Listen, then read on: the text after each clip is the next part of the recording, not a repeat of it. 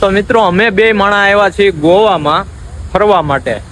પણ જો ફરવા માટે તમારે ગોવામાં આવવું હોય ને તો એક માણા આપણે અહીંયા જોઈ એ પણ આપણો કે જે આપણને સમજે આપણે શું ખાવું છે, આપણે શું પીવું છે ને આપણે કેવું રહેવામાં મજા આવશે. તો એવા એક જ માણા આપણને મળ્યા છે જે આપણા ગુજરાતી અને રાજકોટના છે.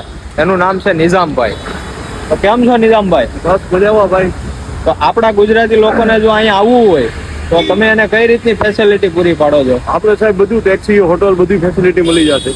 રહેવાથી જમવાનું ટોટલ સુવિધા બધી પ્લસ એને ટ્રાવેલિંગ કરવું હોય તો ટ્રાવેલિંગમાં બધી જગ્યાએ આપણે north Goa, south Goa, airport, pickup drop કાંઈ તમારું આખું પેકેજ હોય કે જે લોકોને અફોર્ડેબલ લાગે આપણા ગુજરાતી કાઠિયાવાડી લોકોને, તો એના માટે પેકેજ પણ મળી જશે. ખાલી એક ટિકિટ બુકિંગ કરાવીને મને કોલ કરો.